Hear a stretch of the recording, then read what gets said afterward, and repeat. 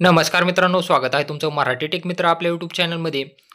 सततचा पाऊस, गारपीट, अतिवृष्टी, अवेळी पाऊस, पूर यामुळं शेती पिकाचं जे नुकसान झालेलं होतं, त्यासाठी शेतकऱ्यांना अनुदान वाटप केले जाणार होते. या अनुदान वाटपासाठी याद्या प्रकाशित केल्या होत्या. यामध्ये विशिष्ट क्रमांकानुसार तुम्हाला ई-के-वाय-सी करून घ्यायची होती. आता गेल्या काही महिन्यामध्ये शेतकऱ्यांनी विशिष्ट क्रमांक वापरून ई-के-वाय-सी पूर्ण केलेली होती, परंतु अद्यापही त्यांच्या बँक खात्यामध्ये हे अनुदानाचे पैसे जमा झालेले नव्हते. परंतु आता हे अनुदानाचे पैसे तुमच्या खात्यामध्ये जमा होण्यास सुरुवात झालेली आहे आणि याबद्दलचीच माहिती आपण या व्हिडिओमध्ये जाणून घेणार आहोत.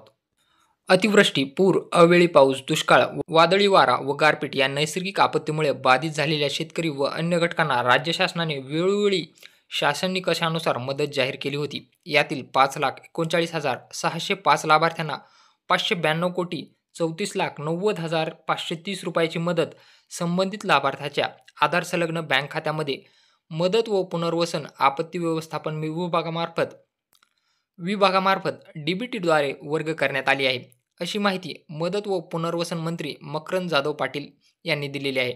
म्हणजे पैसे आहेत ते शेतकऱ्यांच्या बँक खात्यावर डीबीटी मार्फत जमा केले जात आहेत आणि याची सुरुवात ही आजपासून म्हणजे 6 फेब्रुवारी 2025 पासून सुरू झालेले आहे. हे वाटप सुरू झालेले आहे. आता काही शेतकऱ्यांच्या बँक खात्यामध्ये हे पैसेही जमा झाले असतील आणि ज्यांचे पैसे जमा झाले नसतील त्यांचे येत्या 1 ते 2 दिवसांमध्ये किंवा 3 दिवसांमध्ये पैसे जमा केले जातील. जर तुम्हीही अद्याप ई-के-वाय-सी कंप्लीट केलेली नसेल तर तुमची ई-के-वाय-सी करून घ्या. ई-के-वाय-सी केल्यानंतर हे पैसे तुमच्या बँक खात्यामध्ये डीबीटी मार्फत वर्ग करण्यात येतील. तुम्ही कमेंट बॉक्समध्ये नक्की सांगू शकता की तुमचे पैसे जमा झाले का नाही. जर व्हिडिओ आवडला असेल तर चॅनलला सबस्क्राईब करा. तसेच बेल आयकॉनला प्रेस करायला विसरू नका.